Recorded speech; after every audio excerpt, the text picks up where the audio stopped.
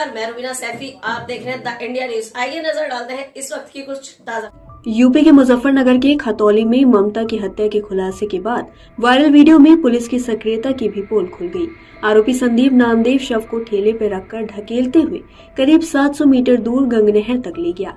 इस बीच कहीं पुलिस गश्त नहीं मिली। दुकानें खुली थी लेकिन लोगों को भी शक नहीं हुआ।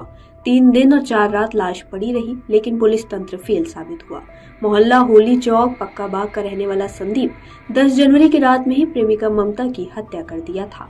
इसके बाद शव को बेडशीट में लपेट लिया।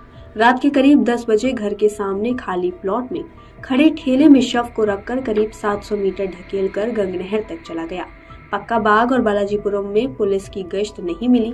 रास्ते में दुकानें खुली होने के कारण आवाजाही चल रही थी लेकिन किसी भी व्यक्ति को आरोपी पर शक नहीं हुआ। आरोपी का इरादा शव को गंगनहर में ठिकाना लगाने का था। वजन अधिक होने के कारण वह सफल नहीं हो सका। मुख्य मार्ग से गाड़ी आते देखकर वह शव को कांवड़ पटरी पर मार्ग पर रेलिंग और दीवार के बीच में ही छोड़कर भाग गया। ठेले पर रखकर शव ले जाते हुए वीडियो वायरल हुआ है। संदीप को शक था कि ममता अन्य लोगों से भी बात करती है और बहाने बनाकर रुपए ऐंठती है। आरोपी ने 16 लाख रुपए में प्लाट बेचा। इसी बीच ममता ने नाती के नामकरण के लिए 5,000 रुपए की मांग कर दी। संदीप को यह बात नागवार गुजरी। आरोपी ने 10 जनवरी को बहाने से ममता को बुलाया, चाय में नशीली गोली मिलाकर पिला दी।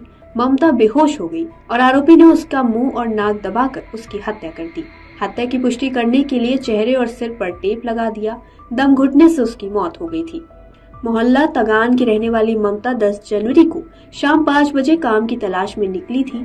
करीब 1 घंटे बाद उसने बेटी को कॉल कर कहा कि वह बुआड़ा मार्ग पर है, कुछ देर में घर पहुंच जाएगी। इसके बाद उसका मोबाइल बंद हो गया। पति कृष्णपाल ने पहले इधर उधर तलाश की। ममता घर नहीं पहुंची तो सोमवार को थाने पहुंचकर तहरीर दी। पुलिस ने मंगलवार को गुमशुदगी दर्ज की।